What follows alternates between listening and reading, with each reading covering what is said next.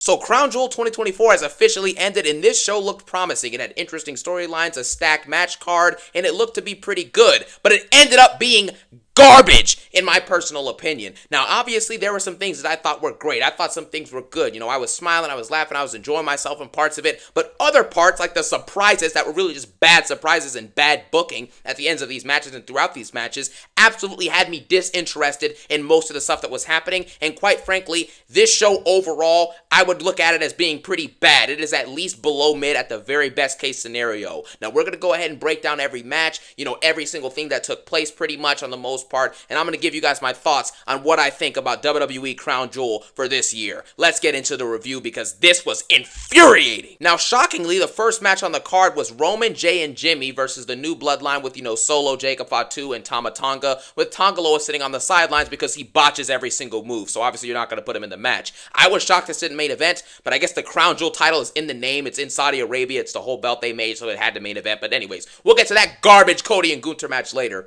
This match, honestly, was very mid. The in-ring work rate was mid. Nothing special was really happening. It was pretty slow to start with, and the plot holes in the storytelling in this match, I thought was pretty bad overall. Starting off in this match in the first 5 minutes, you already have this weird situation where Jey Uso just doesn't want to tag in Roman Reigns. They just made up on SmackDown. Everything was fine, but now he doesn't want to tag Roman Reigns for some reason. I understand you have a little bit of underlying tension with Jey and Roman, and they're not going to be 100% immediately, but you can have different things happen, like, a miscommunication here in the match or a miscue here. You can have different things like that layered throughout the match instead of Jey just straight up not tagging Roman and staring him down like he did something.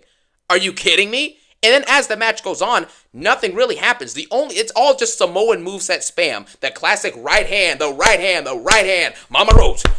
You know what I'm saying? But the right hand just over and over again. Super kick spam from Jimmy and Jay. They had a couple combo moves with the Usos working together again. That was nice. But it's all Samoan spam. Samoan drops. The only people who did different movesets in this match was actually Jacob Fatu and Roman Reigns. When Roman came in and did the jumping clothesline, the Superman punches, he was going for the spears, all of that stuff. And Jacob Fatu did a good job as well. Outside of that, the in-ring work was mid. And then you get to the ending of this match, which was absolutely atrocious. Roman Reigns, the guy who was the champion for over 1,300 days, beating people the likes of John Cena, Brock Lesnar, multiple different times he beat Brock Lesnar, may I add. He fought Seth Rollins. He beat Drew McIntyre. He even beat Cody Rhodes, who's now the WWE champion, all of this stuff. And he is losing clean and getting pinned clean by Solo Sikoa, who is a mid-card/undercard jobber. The actual outcome of this match, of the OG Bloodline losing, I'm completely fine with that. I predicted that to happen. You have to make the new bloodline look stronger. But having Roman Reigns get pinned clean by a guy who is an absolute jobber who's won nothing in WWE is absurd. He hasn't won any gold. He hasn't beat anyone meaningful in one-on-one matches. He beat John Cena at the end of last year, right? And I know what people are saying, they had him, beat Roman so he can look stronger. That doesn't mean anything. Solo Sikoa beat John Cena and then lost to Cody Rhodes multiple times this year. So what does that matter? You can beat John Cena and pin Roman Reigns, but you can't beat Cody Rhodes?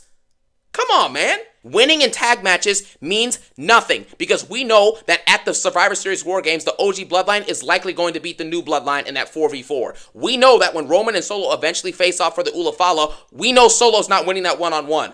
So what was the point of this match? It doesn't make him any more credible than he already was. He pinned John Cena and then lost to Cody Rhodes. He pinned Cody Rhodes and then lost to Cody Rhodes at SummerSlam. He pins Cody Rhodes, and then now he's pinning Roman Reigns, and he's going to lose to the new bloodline and then lose to Roman Reigns at whenever they fight for one-on-one for the Ulafala. So what was the point of this booking? It makes no sense. It's absolutely ridiculous. Why in the world is Roman Reigns losing off of two finishers? At WrestleMania 40, it took The Rock, it took The Undertaker, it took John Cena getting involved, all of these all-time great legends, right? It is specifically Cena and Undertaker, and even, Jey Uso coming out to help cost Roman that match, Seth Rollins as well. But now he's losing off of two spikes and it's just done. It's over. But after all this, Roman Reigns is laying down on the ground. He tries to fight back, right? So he gets beat down by the bloodline. And then Sami Zayn's music hits once they set up Jey Uso in the corner and are about to beat him up too. Sami Zayn comes out to the ring. He gets a good pop. But the way they edited this and the way the production value was, and it was just very weird. It happened kind of offbeat while the announcers were talking. The music hit and you couldn't really hear the pop, the crowd of the pop of the crowd, I should say, to an extent. But Sami basically comes out to the ring, fakes like he's going to hug Solo, which this was a good good one when he fakes like he's gonna hug him and then does the suplex that he normally does in the corner kind of thing, right? And after he does that, the Bloodline gangs up on him. Jimmy and Jay get back in the wing and they're fighting back, and then all of a sudden Solo is cornered by the OG members of the Bloodline. And then Roman Reigns goes in for a Superman punch, and Sami's also going in for a kick for some odd reason. And then after this, Sami Zayn hits Roman Reigns in the face with a haluva kick while Roman was going for the Superman punch, and then Roman is left laid out there in the ring. And now we just have this whole tension now between the OG members of the Bloodline and Sami and Jimmy and all this other stuff. Roman got kicked in the face. It is absolutely absurd. It's insane, because why is Sami Zayn going for a haluva kick as he sees someone else running for the Superman punch? One of them would stop just logically. But anyways, this is all illogical, so it doesn't matter, right? Then after this, Roman is laid knocked out after a haluva kick. What was the point of this? To show that Sami and Roman were already not on the same page? We already knew they weren't on the same page. And it was just a very awkward and weirdly executed way to end this segment. And I feel like they could have done something different with Sami's involvement in this whole entire match, in the ending of this match, in the OG Bloodline. But anyways, this is proverbially the main event. That's why I spent so much time on it, but there you go. Then you got the Women's Fatal 4-Way Tag Team Championship match between Bianca and Jade, Chelsea and Piper Niven, Io Sky and Kairi Sane, Damage Control, and then Lash Legend Jakara Jackson, the Meta 4. This match was fun, and honestly, it was pretty entertaining throughout. You had a lot of high-flying moves, which were great. The tag team moves that the women used specifically were very fun. I feel like everyone had their moment to shine as well, which was pretty balanced. Like, you had Jade Cargill doing her little, pump kick, bro kick looking thing she does. Latch Legend did that as well. You had Io and Kairi Sane going up to the top and launching themselves to the outside.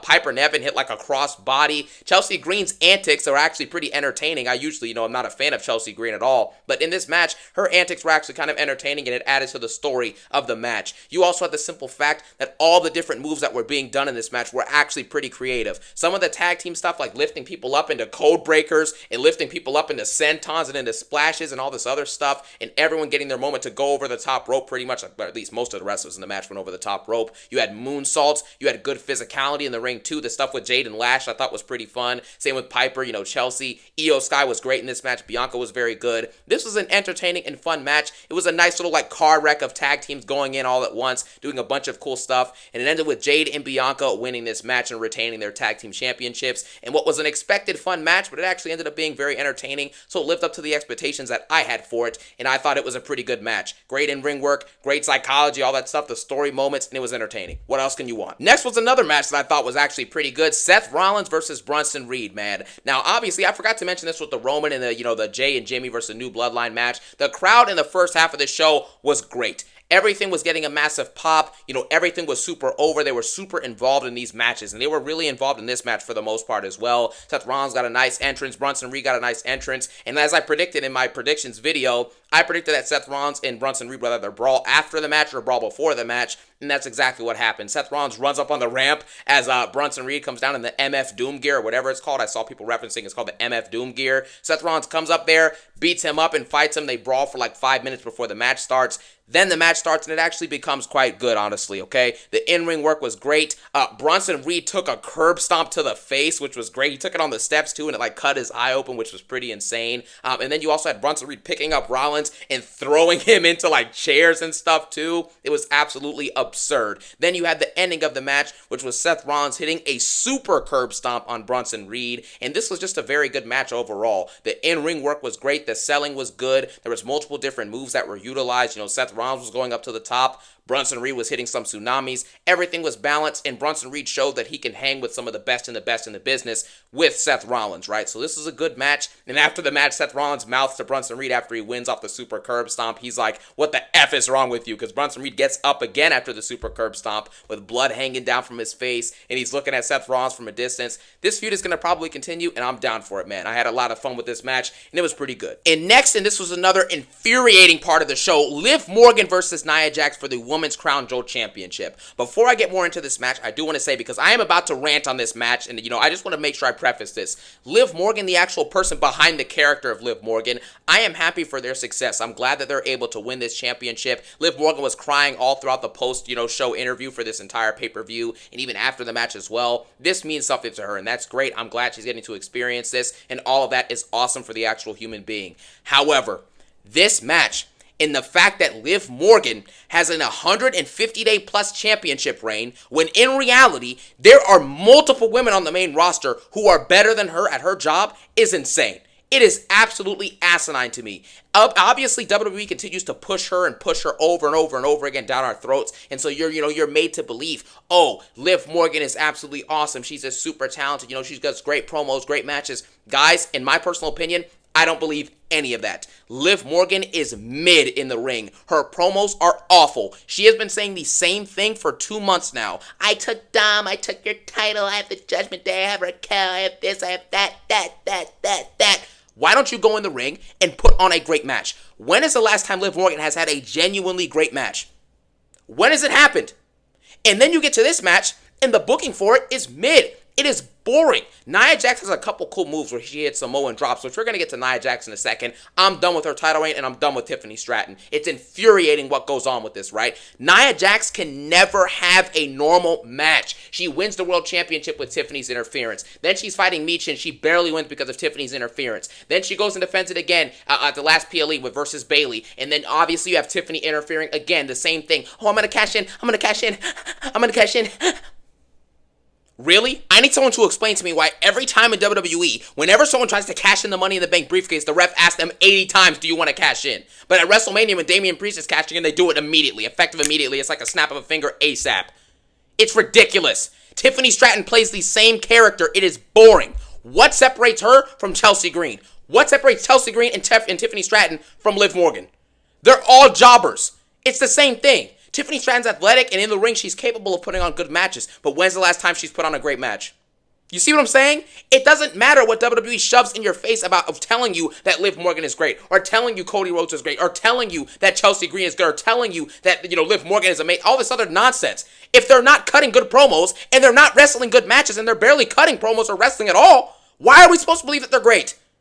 Nia Jax is a WWE Women's Champion, supposed to be the annihilator, but if she's not annihilating anybody and she's not winning any matches, and Tiffany Stratton continues to cost her matches or get involved in her matches, what's her title reign going to be?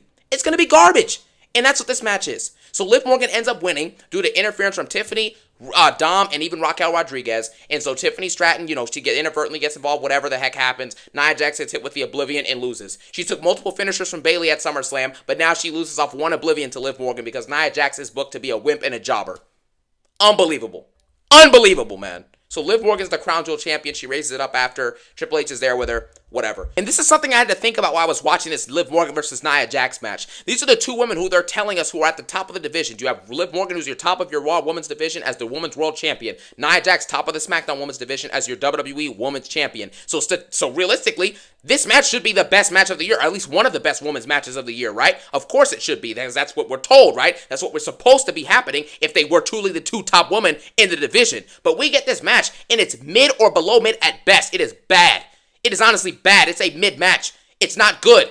But Bianca Belair, Io Sky, Jade Cargill, etc., the list goes on. These people are wrestling better matches week to week. Bianca versus Io Sky on Raw about a month ago, or whenever it took place, is a better match than this. Bianca and Jade tonight with the tag team match was a better women's match than this. The Fatal 4-Way on SmackDown last night with Bianca, Io, Piper Niven, and I think it was Lash Legend was better than this match.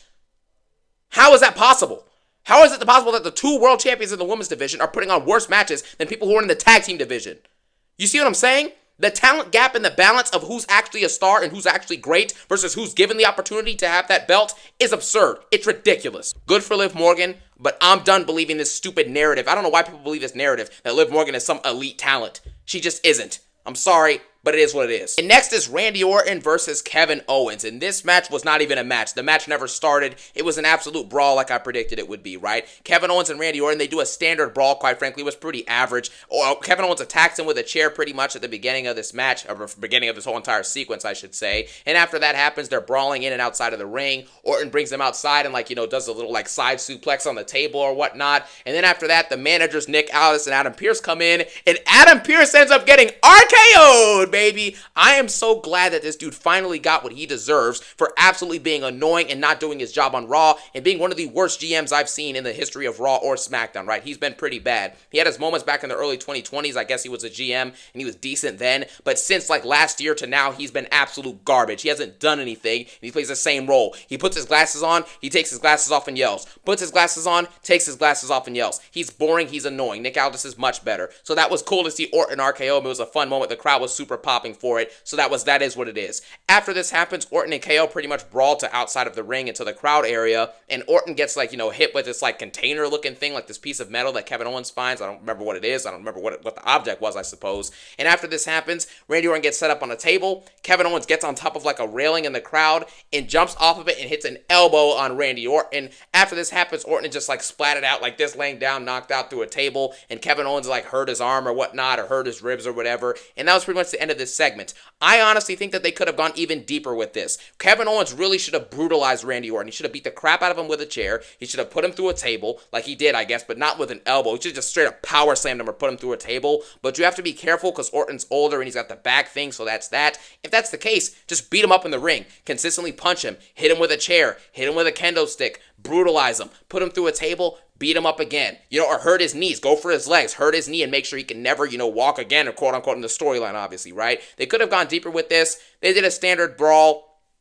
It was whatever. I don't even know what to say about it. It was a decent segment. I had some fun with it, but it could have been a little bit better, if you know what I'm saying. Could have been a lot better as a brawl to really put across Kevin Owens as this massive prize fighter who's going to ruin Randy Orton's career. Next, and this is the penultimate match of the show, and this was easily the best match of the show in my opinion, LA Knight versus Andrade versus Carmelo Hayes for the United States Championship. This match was simply awesome.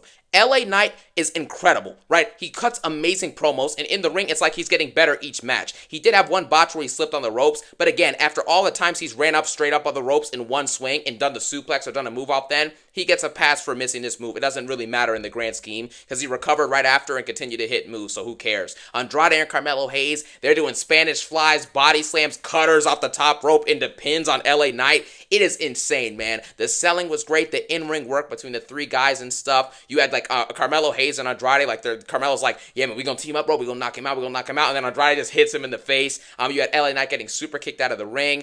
He did the double elbow on both Carmelo and Andrade, which was great. Carmelo Hayes hit his massive leg drop. He did the code breaker, and the actual finish of this match was absolutely incredible. I mean, it was just awesome, right? Carmelo Hayes is doing like sort of like flippy like counter thing he does, where he like ends up putting them like trying to put their face on the mat, right? Because he runs up to Andrade.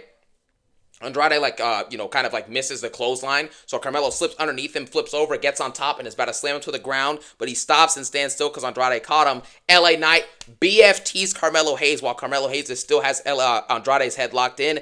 All of them hit the mat, but LA Knight hit the BFT on Carmelo. Andrade rolls out. LA Knight, 1, 2, 3, boom, retains the U.S. Championship, man. This match was awesome. Great selling, great work with all three, great choreography as well, and a phenomenal ending that was executed well. And on top of that, it was just an entertaining match with some of the little, storytelling moments throughout it as well. So honestly, I had a great time with this match. This was absolutely epic, and it was probably one of the best championship matches of the year, in my personal opinion. It was just so action-packed, so quick, and it did everything it needed to do. It was fast-paced, it was entertaining, and the in-ring work rate was great. Very good match. And then in the main event of Crown Jewel, we had Gunther versus Cody Rhodes for the Crown Jewel Championship. And guys, I don't know how many times I have to say this. Cody Rhodes and Gunther are the worst set of world champions that we may have ever had. They're at least in the bottom 10 scenario, bro, because they're awful. They're awful. Cody Rhodes won the championship back in April 7th, right, at WrestleMania 40. I was there that night. It was a great show, don't get me wrong, but he won the championship, whatever. After that point to now, November 2nd, 2024, what has he accomplished in this title reign? What has he accomplished? And Gunther, since winning on August 3rd, has wrestled what? He wrestled Sami Zayn. He wrestled Randy Orton in an awful match. That match was awful. It was mid. It was boring. It was very, very slow. Just like this match was very boring and very slow. You add that, and then what? Now this is his third match. This is ridiculous. 3 matches in 3 months, and we're supposed to believe this dude is a workhorse, and that Cody Rhodes has the John Cena schedule, even though he's wrestled 4 or 5 SmackDown matches in 7 months. If you cannot invest me in an actual story, because the story that you're trying to persuade us on, that Cody's a workhorse and Gunther's a workhorse, and the Cena schedule and all this stuff, and we get to the actual match, you're 2 world champions. This, realistically, if these 2 are as great as WWE tells us they are, the workhorse and the captain of the industry, the North Star of the wrestling division, the North Star of the wrestling industry, hey, wait, hey, I drink it neatly, Nick Bockwinkel, all of this stuff.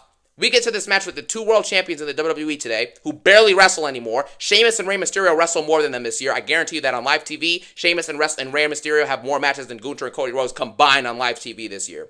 And with that, we get to this match, and it's boring. It's mid. All it is for the first 60% of this match is they counter, try and go for a headlock, and just roll over. That's all it is. Duck, roll him over. Duck, roll him over. Duck, roll him over. And then Gunther does his usual 10 chops. 10 chops. Gunther is not athletic and he's not great in the ring. We have to stop the narrative. He's had great matches, don't get me wrong. But Gunther and Cody Rhodes' movesets do not match. And that's why before this match even happened, I predicted it to not be that good. Because at the end of the day, these ring sets don't match. Gunther only puts on very great matches, for the most part, versus people who are his size or around his size. Like Sheamus and Sheamus and Drew McIntyre at Mania 39, right? He has to wrestle dudes who are bigger so that the power moves can bounce off of each other, thus making it a more hard-hitting and physical and drawn-out match. This type of stuff with Cody Rhodes doesn't work, because all it is just headlocks and body slams. It was boring. And the crowd was so dead and uninterested in this match, just like I was, that they were literally doing the wave while the show was going. They're doing the wave because they're not interested in anything happening inside of this ring. And in the last 5 minutes, you had Cody going up pretty much, because this is all that happened. It was just headlock attempts. Cody hit a crossroads, Gunther rolled away, and then, it's just headlock attempts. That's all it was. Gunther's offense was headlock attempts, 3 body slams, and 10 chops, and that's it. That's it. And attempts at rollovers. That's all it was. And then Cody Rhodes' offense this match, a Cody cutter, a disaster kick, maybe 1 body slam, and he went for a crossroads.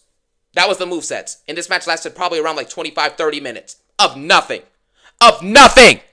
And then we get to the finish, and Cody Rhodes goes for the Super Cody Cutter, which is actually my favorite move of his. He goes for the Super Cody Cutter, jumps up, tries to Cody Cut on Gunther, and Gunther dodges it and gets him into a headlock. Cody rolls back, and just does a classic, they call it the Bret Hart move or whatever, and he pins him over. He's like, how do I explain this? Gets him in a suplex position, like a German suplex position for a headlock, falls backwards and pins Gunther with like his shoulders down like this, right? So Cody's like this, and then Gunther gets pinned, and that's it. 1, 2, 3, done.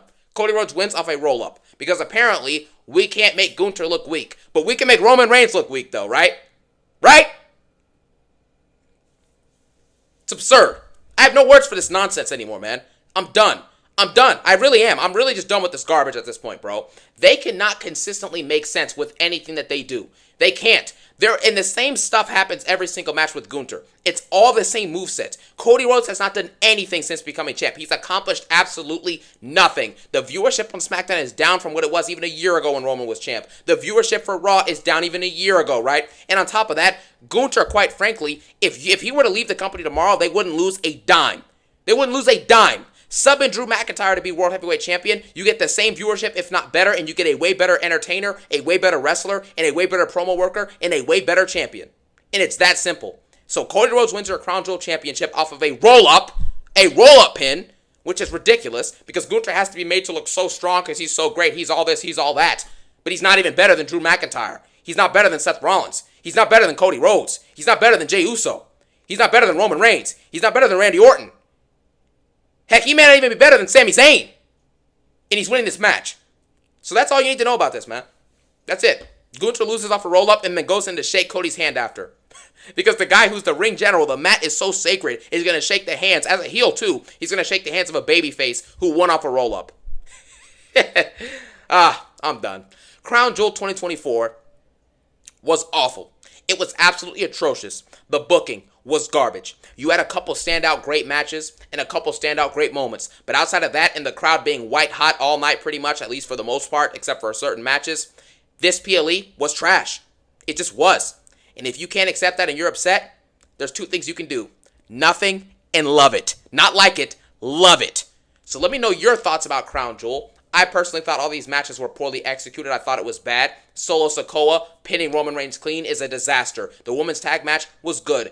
LA Knight versus Carmelo Hayes and Andrade was great. Randy Orton versus Kevin Owens brawl segment was decent. And Rollins versus Bronson Reed was good. Liv Morgan versus Nia Jax was garbage. And Cody Rhodes versus Gunther was garbage.